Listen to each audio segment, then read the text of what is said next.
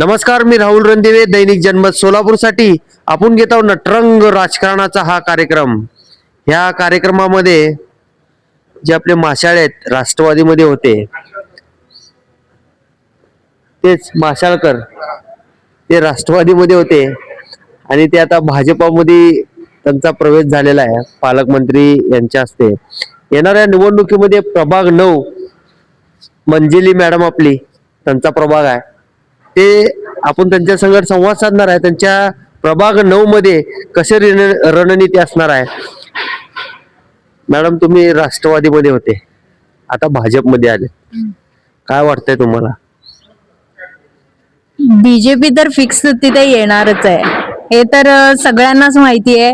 आणि एनसीपी मध्ये जे काही घडलेला विषय होता, महिलांना न्याय मिळाला नाहीये, तर त्यामुळे आपण आज बीजेपी मध्ये प्रवेश केलेला आहे. आम्ही बीजेपीचे जेवढे उमेदवार हे सोलापूर शहरात असतील, तर त्या सर्व उमेदवारांना आम्ही सपोर्ट करणार आहे. यासाठीच आज आमचा प्रवेश झालेला आहे. तर प्रभाग 9 मधले जेवढे उमेदवार आहेत, शेखर इगे असतील, आपले येमूल मेघनाथ येमूल असतील, पूजा वाडेकर आणि मंजेली, हे चारही उमेदवार हे फिक्स निवडून येतील आणि आम्ही त्यांच्यासाठी मैदानात उतरून काम करेल, मी एवढंच बोलेन. मला सांगा मॅडम, लाडक्या बहिणीचे तुम्हाला पैसे मिळतात का? मी लाडक्या बहिणीचा आजपर्यंत फायदा घेतलेला नाहीये. माझे जेवढे महिला असतील, युवती असतील, आम्ही त्यांना फायदा करून दिलेला आहे. पण तुम्ही लाभार्थी नाहीत. आम्ही लाभार्थी. मला असं वाटतं की आम्ही म्हणजे आम्हाला काही गरज नाही आता लाडकी बहिणीच्या पैशाची. जे गोरगरीब लोक असतील ना, जे गोरगरीब महिला आणि युवती असतील, त्यांना मिळाले पाहिजे, त्या उद्देशाने आम्ही लाभच घेतलेला नाही आजपर्यंत. हे लाभ घेतले नाहीत. ज्या टायमाला आपण लाडक्या बहिणीचे फॉर्म भरत होतो, त्या टायमाला सगळे सोलापूरकर बघितलेले आहेत कुठल्या कुठल्या लाडक्या बहिणी लाभ घेत आहेत. मला सांगा ताई, तुम्हाला लाडक्या बहिणीचे पैसे येतात का? तुम्ही त्याचा लाभ घेतात का?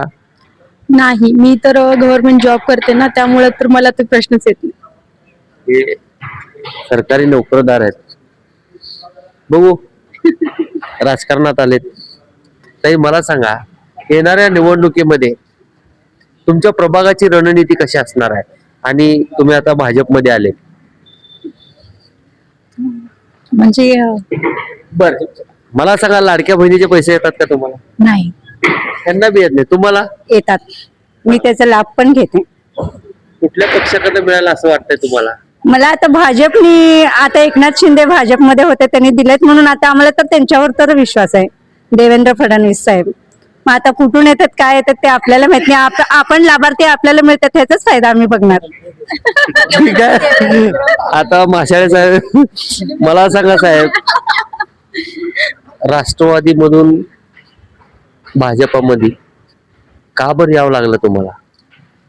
आदरणीय आपले राज्याचे मुख्यमंत्री देवेंद्रजी फडणवीस साहेब, त्याचबरोबर आपले पालकमंत्री जयकुमारजी गोरे साहेब यांनी जे सोलापूर शहरासाठी जे विकासाचं जे विजन ठेवलेलं आहे, ते विकासाच्या विजनवरती विश्वास ठेवून आणि त्याचबरोबर आपले सोलापूरचे तिन्ही आमदार जे चांगल्या प्रकारे काम करत आहेत. आणि दुसरी गोष्ट, आमचे जे मार्गदर्शक आहेत दिलीपरावजी माने साहेब, यांच्या हे कार्यावरती विश्वास ठेवून आम्ही आज या ठिकाणी भाजपमध्ये प्रवेश केलेला आहे. येणाऱ्या भविष्य काळामध्ये देवेंद्रजी कोटे साहेब असतील, देशमुख साहेब असतील, दोन्ही आमदार देशमुख असतील, त्यांनी कौतुक नको, कौतुक नाही, जे रणनीती आहे, मी तेच सांगायला लागलो की आमचं प्रवेश करण्याचं जे मूळ कारण आहे, हे महत्वाचं कारण म्हणजे विकास आहे. ह्या आमदाराकडून विकास हे दिसत आहे, आमच्या डोळ्याला दिसत आहे, म्हणून आम्ही प्रवेश केलेला आहे. प्रभाग 9 मध्ये किती कोटीचा निधी दिला गेला? माझ्या अंदाजनं कालच आम्ही सभेमध्ये होतो, 168 कोटी रुपये देवेंद्रजी कोटे साहेबांनी या ठिकाणी आणलेला आहे. त्यातल्या त्यात जास्तीत जास्त हे प्रभाग 9 साठी त्यांनी दिलेले आहेत. 14 कोटी काय तर दिलेले आहेत. ती रस्त्याची कामं असू दे, चिल्ड्रन्स पार्कचे जे काम असू दे, अनेक विकास कामं त्या ठिकाणी आता आम्हाला डोळ्याला म्हणजे दिसत आहेत, झालेले काम आहेत. आणखी इतर हे जे मंजूर काम आहेत ते सुद्धा या येणाऱ्या भविष्यकाळात निवडणुकी झाल्यानंतर ते पण होतील काम. त्यामुळे त्यांच्या नेतृत्वावरती विश्वास ठेवून, त्यांच्या कार्यावरती विश्वास ठेवून आम्ही भारतीय जनता पार्टीमध्ये प्रवेश केलेला आहे. धन्यवाद साहेब. मला सांगा, प्रभाग 9 ची रणनीती. नाही इथले स्थानिक नाही तुम्ही स्थानिक नाही, तुम्ही हे कोणच स्थानिक नाहीत. ठीक आहे, मॅडम कडे जाऊ म्हण. मॅडम, काय अन्याय झाला होता राष्ट्रवादीमध्ये त्यांना विचारू म्हण. मला सांगा, सगळेजण राष्ट्रवादी राष्ट्रवादी म्हणले, नंतर सगळे भाजप भाजप म्हणा लागले. काय गोड बंगाल. राष्ट्रवादी मी ऑलरेडी राष्ट्रवादीमध्ये होते अजितदादा गटात. राष्ट्रवादीमध्येच होते ना सगळे, आता भाजपमध्ये आले सगळे. हा, तर अन्याय असा झालाय महिलांवरती की त्यांना लास्ट मोमेंटला एबी फॉर्म कापलं गेलं.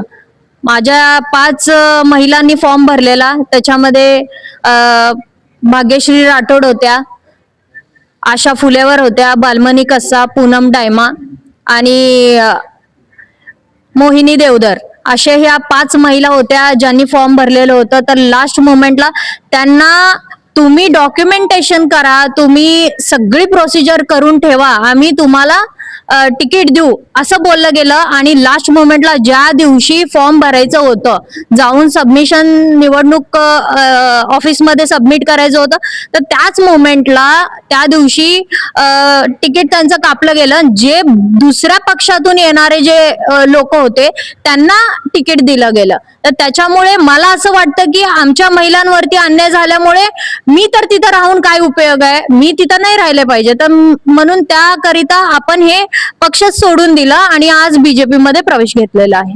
मला सांगा ताई, महिलांना तिथं न्याय मिळाला नाही. आधी जे पूर्वीचे भाजपचे कार्यकर्ते होते, निष्ठावंत होते, भाजपमध्ये त्यांना न्याय मिळाला नाही. ते अपक्षमध्ये रिंगणात आहेत. आता तुम्हाला कसं वाटतंय? आता ह्या गोष्टीवर तर ऑब्व्हियसली वाईट वाटणारच. आम्ही तर अजून नवीन आहेत, आता तर बीजेपी मध्ये प्रवेश घेतलेला आहे आणि जे दुसऱ्या पक्षाचे लोक आहेत त्यांच्यावरती पण अन्याय झालेलाच आहे. मला या गोष्टीचा खूप वाईट वाटतो की सगळ्यांवरती अन्याय झालेला आहे. एवढं वर्ष जे मेहनत त्यांनी पक्षासाठी केलेले आहेत आणि त्या गोष्टी पक्षासाठी मेहनत केलेल्या, तर त्याचं फळ त्यांना मिळालं पाहिजे असं मला वाटतं. मी तर अजून लहान युवती आहे, माझं तर अजून भविष्य खूप मोठं आहे. आता सुरुवात माझी झालेली आहे असं मला वाटतं.